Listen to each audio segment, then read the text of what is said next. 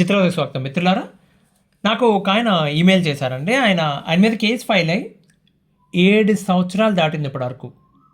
అసలు ఏది ముందుకు కదలట్లేదు. ఎప్పుడో దీనికి ముగింపు కూడా తెలియట్లేదు. పర్సనల్ లైఫ్ అలాగే తగలబడింది. ప్రొఫెషనల్ లైఫ్ ఈ గోల్లో పడి ప్రొఫెషనల్ లైఫ్ కూడా ఆయనకి ఏది ముందుకు వెళ్ళట్లేదట. ఎక్కడదక్కడ ఆగిపోయిందని చెప్పి చాలా ఆయన దారుణమైన ఫ్రస్ట్రేషన్లో ఉన్నారు. కొంతమంది ఈమెయిల్ చేసేవాళ్ళు ఏంటంటే వాళ్ళిద్దరి మధ్యన గొడవ అయిందని చెప్పి ఇప్పుడే ఫ్రెష్గా కేసు ఫైల్ చేద్దామని అనుకుంటున్నాం అని చెప్పి. రైట్, డివోర్స్ కేసు తేలడానికి ఎన్ని సంవత్సరాలు పడుతుంది? రైట్, అసలు డిలేకి కారణం ఏంటి? మన కోర్టుల్లో ఒక కేసు డిలే అవడానికి కారణం ఏంటి? ఎందుకు మనం ఫాస్ట్గా పని చేసినా సరే అది ఎందుకు డిలే అవుతుంది? ఓకే, మీరు ఒకవేళ ఆల్రెడీ కేసెస్ ఫైల్ చేసి ఉన్నా లేదా కొత్తగా చేద్దాం అనుకునే ఆలోచనలో ఉన్నా ఈ వాయిదా మీకు అంకితం అండి. మన దేశంలో కోర్టులు ఎందుకు డిలే అవుతున్నాయి? కోర్టులో ప్రాసెస్ ఎందుకు ఇంత డిలే అవుతుంది? కొన్ని కారణాలు చాలా ఆశ్చర్యంగా అనిపిస్తాయండి, కొన్ని చాలా విచిత్రంగా అనిపిస్తాయి, మతిపోతుంది. ఏంటి ఈ కారణం చేత కూడా వాయిదా పడుతుందా అని చెప్పి అలానే ఉంటుంది. మన దగ్గర ఉన్న అంటే మేజర్ ప్రాబ్లం ఏంటంటే మన దగ్గర ఉన్న జనాభా అండి. మామూలుగా లేరు కదా, కుప్పలు తెప్పలుగా ఉన్నారు. లా కమిషన్ ఒక మాట చెప్పింది, ప్రతి 10 లక్షల మంది జనాభాకి కనీసం 50 మంది జడ్జిలు కావాలని చెప్పి. ఈ మొక్క ఎప్పుడు చెప్పిందో తెలుసా? 1987 సంవత్సరంలో చెప్పింది. అప్పుడు హైయెస్ట్ క్రిమినల్ కేసులు, సివిల్ కేసులు తప్ప ఫ్యామిలీ మ్యాటర్స్ ఇన్ని లేవు కోర్టుల్లో. 1987లో చెప్పింది. మనం ఇప్పుడు 2026లో ఉన్నాం. ఇప్పుడు 10 లక్షల మంది జనాభాకి ఎంతమంది జడ్జిలు ఉన్నారో తెలుసా అండి? యావరేజ్న 20 మంది జడ్జిలు ఉన్నారు. ప్రస్తుతం మన దగ్గర పెండింగ్ ఉన్న కేసులు ఒక అంచనా ప్రకారం 5.5 కోట్లు అండి. 5.5 కోట్ల కేసులు పెండింగ్లో ఉన్నాయి. ఓకే, ఇంత తక్కువ మంది జడ్జిలు ఉంటే ఎప్పుడు తెలుస్తుందండి అది? ఇప్పుడు ఒక కోర్టులో రోజుకి 50 కేసులు ఉంటే కేసుకు 10 నిమిషాలు కేటాయించగలుగుతారు. 50 కేసెస్ ఉంటాయి. ఆన్ అండ్ యావరేజ్ ఒక కోర్టుకి 200 కేసులు వస్తుంటే ఏం చేస్తారండి? ఎప్పుడు తేలుతుంది అది? ఓవరాల్ కేసెస్ సివిల్ క్రిమినల్ పక్కన పెట్టేద్దాం, భార్యాభర్తల మధ్యన ఫ్యామిలీ కేసెస్ గురించి మాత్రమే మాట్లాడుకుంటే మనం డిలే ఒక చోటని కాదండి. కేసు రిజిస్టర్ చేసిన దగ్గర నుండి జడ్జిమెంట్ వచ్చే వరకు ప్రతి స్టేజ్లో ఎంతవరకు వీలైతే అంతవరకు సాగదీస్తారు. అసలు కొన్ని కేసుల్లో అయితే అవతల వాళ్ళకి సమన్స్ సర్వ్ చేయడానికి, అరే బాబా నువ్వు కోర్టుకు రారా నాయన, లేకపోతే అమ్మ నువ్వు కోర్టుకు రామ్మా అని చెప్పడానికి చాలా టైం పట్టేస్తుంది. రీసెంట్గా ఒక కేసులో 3 ఏళ్ళు అవుతుంది. అవతల పక్క వాళ్ళకి సమన్స్ వెళ్ళట్లేదు, మళ్ళీ పంపించమంటున్నారు. వీళ్ళకి ఏమన్నా నెక్స్ట్ పార్టీ చేయడం తెలియట్లే, అంత డిలే ఉందండి. మీ వాయిదా ఉందనుకోండి, ఇప్పుడు ప్రతి వాయిదాకి ఏదో ఒక కారణం ఉంటుంది కదా, ఊరికనే అయితే వాయిదా అయ్యారు కదా. ఆ రోజు డాక్యుమెంట్ మార్కింగ్ అనో, ఛార్జెస్ ఫ్రేమింగ్ అనో, పిటిషన్ అనో, కౌంటర్ అనో, విట్నెస్ అనో, క్రాస్ అనో, ఆర్గ్యుమెంట్ అనో ఏదో ఒకటి జరగాలి కదా. అది జరగకపోవడానికి ఏ కారణాలు ఉండొచ్చు తెలుసా? కేసు వేసిన వాళ్ళు రాకపోవచ్చు, వాళ్ళ అడ్వకేటో లేకపోతే యువతల పక్క డిఫెన్స్ అడ్వకేటో రావడం కుదరకపోవచ్చు, వాళ్ళకి ఇంకేదో ముఖ్యమైన పని ఉండొచ్చు, లేకపోతే డైరెక్ట్గా జడ్జి గారే సెలవులో ఉండొచ్చు. అందరూ వచ్చినా కూడా ఆ రోజు కోర్టులో ఇంకా ఏదో ముఖ్యమైన కేసు ఉండొచ్చు, వాళ్ళు సాగదీయచ్చు, దానివల్ల మిగతా కేసులు పోస్ట్పోన్ అయిపోవచ్చు. అవేవీ కాకపోయినా కూడా ఇద్దరిలో ఎవరో ఒకరు మేము ప్రిపేర్డ్గా లేము అని చెప్పి టైం అడగచ్చు. అన్నీ కుదిరాయి అనుకుంటే జడ్జి గారు మూడ్ బాగుండకపోవచ్చు. సీరియస్లీ ఇది కూడా కారణం అవ్వచ్చు అండి. ఇప్పుడు ఒకరోజు ఇలాగే మేము హైదరాబాద్ నుంచి కాకినాడ పరిగెట్టుకుని వెళ్ళిపోయాం కోర్టు అని చెప్పి వెళ్ళిపోయాను. 10:30 అవుతుంది, కోర్టు స్టార్ట్ అయింది. లోపు బయట ఏదో కొంచెం గట్టిగా ఎవరో మాట్లాడుతున్నారు. ఎవరో ఒక ఆవిడ, పెద్ద ఆవిడ, ఆస్తి తగాదాల గురించి అనుకుంటా కోర్టుకు వచ్చారు. ఆవిడకి ఆ రోజు కోర్టుకు రావడానికి దారి ఖర్చులు లేక ఎవరినో అప్పు అడిగి ఆ డబ్బులు తీసుకుని కోర్టుకు వచ్చిందట. సరే, అందరినీ పిలవడం మొదలుపెట్టారు. మాకంటే ముందే ఆవిడని పిలిచారు. ఆవిడ లోపలికి వెళ్ళి బయటకు వచ్చి గట్టిగా, ఏం కర్మో ఇది, కరెంట్ ఇప్పుడే పోవాలా అనుకుంటే ఎవరు అడిగారు, కరెంట్ పోవడం ఏంటమ్మా అని చెప్పి.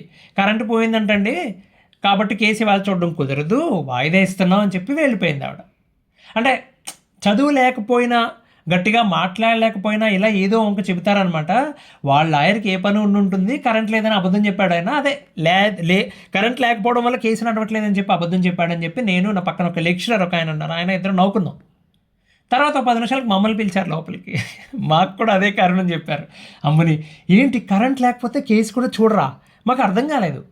మా అడ్వకేట్ని అడిగితే చెప్పారండి, పాతకాలం బిల్డింగ్ అది, లోపల లైటింగ్ సరిపోవట్లేదు ఫస్ట్, రెండోది కంప్యూటర్ ఆన్ అవ్వలేదు, దాని బ్యాటరీ ఆఫ్ అయిపోవడం, ల్యాప్టాప్ బ్యాటరీ అయిపోవడం ఏదో జరిగింది, బట్ అది లేకపోవడంతో వర్కౌట్ అవ్వట్లేదు. మరి ఇంత పెద్ద కోర్టు, పైగా డిస్ట్రిక్ట్ కోర్టు ఉంది లోకల్లో, మరి దీనికి పరిస్థితి ఏంటంటే జనరేటర్ ఉందంట, జనరేటర్ కూడా పనిచేయట్లేదు. సో బ్యాకప్ కూడా పనిచేయట్లేదు. కర్ణుడి చావుకు కారణం అనేక అని చెప్పి మేము ఎంత బాధలో కూడా నవ్వుకున్నాం అండి, తప్పదు కదా, నువ్వు ఎంత దూరం నుంచి వస్తే వాళ్ళకేంటి, వాళ్ళ కారణం వాళ్ళకు ఉంది, సింపుల్. 11:30 అయ్యేసరికి మొత్తం మూసేసి ఎవరి దారుణాలు వెళ్ళిపోయారు, దుకాణం సర్దేశారు వాళ్ళకి. అది పరిస్థితి. కోర్టులో కేసు డిలే అవ్వడానికి స్పెసిఫిక్గా ఇది కారణం అని చెప్పడానికి కూడా అవ్వదండి. ఎవరి గేమ్ వాళ్ళు ఆడుతూనే ఉంటారు. మీరు చేయాల్సింది ఏంటి మరి, ఎప్పటికప్పుడు ఎక్కడికక్కడ కోర్టుకు వెళ్ళాల్సిన అవసరం లేకుండా, అంటే వాయిదాకి వెళ్లకుండా అని అనట్లే నేను, అసలు కోర్టుకే వెళ్ళాల్సిన అవసరం లేకుండా ప్రయత్నం చేయండి. మీరు ప్రయత్నం చేసినప్పటికీ వెళ్ళక తప్పలేదు. 2 విషయాలు గుర్తుపెట్టుకోండి. ఓకే, ఇన్స్టెంట్ రిజల్ట్ కావాలి అని అస్సలు అనుకోవద్దు. ఆ రోజు కోర్టులో ఏదో అద్భుతం జరిగిపోతుందని అస్సలు అనుకోవద్దు. మీరు కోర్టుకు వెళ్ళిన రోజు లంచ్ బ్రేక్ కంటే ముందే మీ పని అయిపోయి మీరు ఇంటికి వచ్చేయడమే చాలా అదృష్టంగా భావించండి. రెండో ముఖ్యమైన విషయం, అన్లెస్ మీ స్ట్రాటజీలో, మీ వ్యూహంలో భాగమైతే తప్ప కోర్టులో కేసు డిలే అవ్వడానికి మీరు కారణం కాకూడదు ఎట్టి పరిస్థితుల్లోనే. అంటే కేసు తొందరగా తేలిపోవాలనుకుంటే, కేసు తొందరగా తేల్చకూడదు అనుకుంటే మీకు నేను చెప్పాల్సిన అవసరం లేదు. మీరు విజ్ఞులు, ప్రావీణ్యులు ఆ విషయంలో. చిత్రం ఏంటంటే అండి, ఇన్ని తెలిసినా సరే, ఇంత సిద్ధపడి వెళ్ళినా సరే, వాయిదా రోజున ఒక రకమైన విసుగు, విరక్తి. ఓకే, ఆ రోజు రిజల్ట్ కోర్టులో ఎప్పుడు కూడా మీకు సంతృప్తి పరిచి ఏమ్మా హ్యాపీ కదా, ఓకే కదా ఇప్పుడు అని ఎవ్వడూ ఇంటికి పంపడు. రైట్, ఎప్పుడు కూడా డిసప్పాయింట్ అయ్యే వస్తారు. మెజారిటీ 99% టైమ్స్లో. కొన్నిసార్లు మిమ్మల్ని సర్ప్రైజ్ చేస్తుంది, కానీ ఎక్కువసార్లు మాత్రం డిసప్పాయింట్ అయ్యే వస్తారు. ప్రిపేర్ అయి ఉండండి సార్. మీరు ఆడైనా మగైనా కానీ మీ మీద కేసులు ఉన్నాయి, కోర్టుకు వెళ్ళాలి, తప్పదు కదా, ప్లాన్ చేసుకోండి. తప్పదు, మీ ప్రయత్నం మీరు చేయడం మానకూడదు. ఇంకేముంటాయండి లేవడానికి? అడ్వకేట్స్ చాలామంది అండి కావాలని చెప్పి వాళ్ళకి ఫీజు వస్తుంది కదండి, నిరంతరంగా గోదావరిలా ప్రవహిస్తూనే ఉంటుంది ఒక కేసు అలా ఉంటాయి అనమాట. వాళ్ళకి ఏ బెయిల్ పిటిషన్ దొరికింది అనుకోండి, మీ కేసు ఉన్న రోజున బెయిల్ పిటిషన్కి డబ్బులు ఎక్కువ వస్తాయి, అది కూడా వెంటనే వస్తాయి, మిమ్మల్ని వదిలేసి అటు వెళ్ళిపోతారు. తప్పే ఉందండి, వాళ్ళకి అది ప్రయారిటీ. ఇది చూద్దాం, డివోర్స్గా చూద్దాం అప్పుడప్పుడు ఎక్కడ తేలుతుంది, అది ఇంకా 2-3 ఏళ్ళు పడుతుంది అనుకుంటారు, వాళ్ళ కేసుకి వెళ్ళిపోతారు. ఒక చోట అయితే ఒక జడ్జి గారండి ఎవరన్నా అడ్వకేట్స్ వాయిదా అడుగుతుంటే మధ్యాహ్నం 3 గంటలకు 4 గంటలకే వేసేవారు.